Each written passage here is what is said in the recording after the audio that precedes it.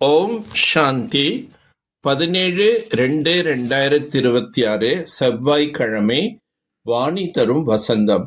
இனிமையான குழந்தைகளே, நீங்கள் இப்போது அமரலோகத்தை ஸ்தாபனை செய்வதற்காக நிமித்தமாக உள்ளீர்கள். எங்கு எந்த ஒரு துக்கமும் அல்லது பாவமும் இருக்காதோ அதுவே விகாரமற்ற உலகம் என்று கூறப்படுகின்றது. ஈஸ்வரிய இறை குடும்பத்தின் திட்டமாவது குடும்ப கட்டுப்பாடு செய்வது, ஒரு சத்திய தர்மத்தின் ஸ்தாபனை செய்து அநேக தர்மங்களின் விநாசம் செய்வது. மனிதர்கள் குடும்ப கட்டுப்பாட்டிற்கான திட்டங்களை வகுக்கிறார்கள். அவர்களுடைய திட்டங்கள் செயல்பட முடியாது என்று தந்தை கூறுகின்றார். நான் தான் புது உலகத்தை ஸ்தாபனை செய்கிறேன். அப்பொழுது மற்ற அனைத்து ஆத்மாக்களும் பரந்தாமத் என்ற வீட்டுக்கு சென்று விடுகிறார்கள். மிகவும் குறைவான ஆத்மாக்கள் தான் இங்கு இருப்பார்கள். ஆத்மா அழியாதது, சரீரம் அழியக்கூடியது. இப்போது நீங்கள் தங்களை ஆத்மா என்று உணர்ந்துள்ளீர்கள்.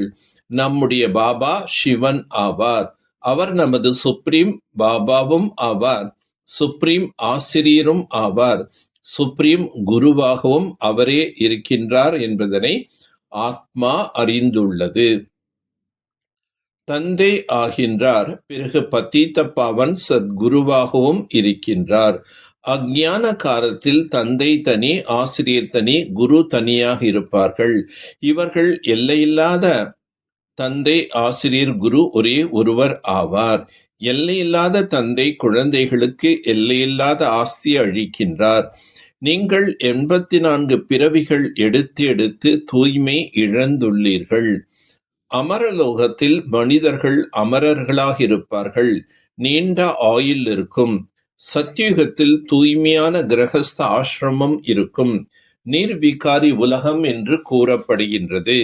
இப்பொழுது இருப்பதே விகாரி உலகம். ஷிவ் பாபாவுக்கு தனக்கென்று உடல் கிடையாது. எனவே உங்களுக்கு ஷிவ் பாபாவிடமிருந்து பிரம்மா மூலமாக ஆஸ்தி கிடைக்கின்றது. ஷிவ் பாபா மூலமாக கூட நீங்கள் பிரம்மா மூலமாக மீண்டும் மனிதனிலிருந்து தேவதையாக ஆகிக் கொண்டிருக்கின்றீர்கள். தேவதைகளின் ராஜ்யத்திற்குத்தான் ராமராஜ்யம் என்று கூறுகின்றார்கள். புதிய உலகத்தில் அவசியம் லக்ஷ்மி நாராயணன் ராஜ்யம் நடைபெறும். இச்சமயம் எல்லோரும் வருங்காலத்திற்காக ஆஸ்தி பெற்று கொண்டிருக்கின்றார்கள். பிறகு எவ்வளோ படிப்பீர்களோ அந்த அளவுக்கு ஆஸ்தி கிடைக்கும். படிக்கவில்லை என்றால் பதவி குறைந்து போய்விடும். எங்கிருந்தாலும் சரி, படித்து கொண்டே இருங்கள். நான் தான் துக்க தாமத்தை சுகதாமமாக ஆக்க வந்துள்ளேன் என்று தந்தை கூறுகின்றார். இப்போது குழந்தைகள் இந்த பழைய உலகத்தை மறந்துவிட வேண்டும். மற்றபடி இனிமையான இல்லம் சொர்க்க அரசாட்சியை நினைவு செய்ய வேண்டும். தந்தை அனைவருக்கும் சத்கதி அளிக்கும் வள்ளல் ஆவார். நீங்கள் சொர்க்கத்தின் அதிபதி ஆவதற்காக படித்து கொண்டிருக்கின்றீர்கள். இந்த பழைய உலகம் முடிந்து புதியதாக ஆகிவிடும். ஆகவே குழந்தைகள், புதிய உலகத்தை நினைவு செய்யுங்கள். சிவ ஜெயந்தி கீதா ஜெயந்தி என்று எழுதப்பட்டுள்ளது. கீதா ஜெயந்தியே ஸ்ரீ கிருஷ்ணனின் ஜெயந்தி. சிவ் பாபா சத்தியுகத்தை ஸ்தாபனை செய்கின்றார். கிருஷ்ணபுரி என்று சத்தியுகத்துக்கு கூறப்படுகின்றது. இப்பொழுது உங்களுக்கு கற்பிப்பவர் எந்த ஒரு சாது சந்நியாசி அல்ல, மனிதன் அல்ல. இவர் துக்கத்தை நீக்கி சுகத்தை அளிக்கும் எல்லையில்லாத தந்தை ஆவார். 21 பிறவிகளுக்கு உங்களுக்கு ஆஸ்தியை கொடுக்கின்றார். தந்தை புதிய உலகத்தின் ஸ்தாபனை செய்வதற்காக உங்களை தயார்படுத்தி கொண்டிருக்கின்றார்.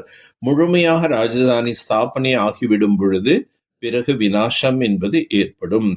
விஷ்ணுபுரியில் செல்வதற்கு தன்னை தகுதியுடையவர்களாக ஆக்கிக் கொள்ள வேண்டும். முழுமையாக தூய்மையாக ஆக வேண்டும். அசுத்தமான உணவு பழக்கங்களை தியாகம் செய்துவிட வேண்டும். விநாசத்திற்கு முன்னதாக தங்களுடைய அனைத்தையும் பயன் உள்ளதாக ஆக்க வேண்டும். சீக்கிரமாக கல்வியை கற்று புத்திசாலி ஆக வேண்டும். எந்த பாவச் செயல்களும் செய்யாமல் இருக்க வேண்டும். அதற்கான கவனம் வைக்க வேண்டும்.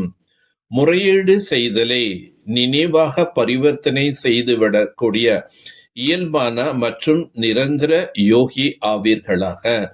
சங்கம யுகத்தின் விசேஷ தன்மையானது இப்பொழுதே புருஷார்த்தம், இப்பொழுதே கண்கூட பலன், இப்பொழுதே நினைவின் ஸ்வரூபம், இப்பொழுதே பிராப்தியின் அனுபவம், வருங்காலத்தின் உத்தரவாதமோ இருக்கவே இருக்கின்றது. ஆனால் வருங்காலத்தை விட சிறந்த பாக்கியம் இப்பொழுதனுடையது ஆகும். இந்த பாக்கியத்தின் போதையில் இருந்தீர்கள் என்றால் இயல்பாகவே நினைவிருக்கும். எங்கு நினைவிருக்கின்றதோ அங்கு முறையீடு இருக்காது. என்ன செய்வது, எப்படி செய்வது, இது ஆகுவதில்லை, கொஞ்சம் உதவி கொடுத்து விடுங்கள், இவை முறையீடாகும். எனவே முறையீடுகளை விடுத்துவிட்டு இயல்பான யோகி, நிரந்தர யோகி ஆகுக. யார் தங்களை விருந்தாளி என்று நினைத்து நடக்கின்றார்களோ அவர்களே உயர்ந்த நிலையை அனுபவம் செய்கிறார்கள். கூட்டமைப்பின் பலம், சிநேகத்தின் பலம், ஒருவருக்கொருவர் ஒத்துழைப்பு கொடுக்கும் பலம், மேலும் சகிப்புத் தன்மையின் பலத்தை சேமித்தீர்கள் என்றால் மாயை ஒரு பொழுதும் தாக்க முடியாது. பிறகு வெற்றி முழக்கம் ஒலிக்கும். இத்தனை பேர்கள் எல்லோரும் அநேகராக இருக்கும் ஒருவர் என்றே தென்படும் பொழுது, ஒருவரின் ஈடுபாட்டில் மூழ்கி இருக்கும் பொழுதே, ஒரே ரசனையில் நிலைத்திருக்கும் பொழுதுதான் பிரத்யக்ஷதா தென்படும். உங்கள் அனைவருடைய உறுதி எடுத்தால்தான் வெளிப்பாட்டினை சமீபத்தில் எடுத்து வரும். நல்லது. ஓம் சாந்தி, ஓம் சாந்தி, ஓம் சாந்தி.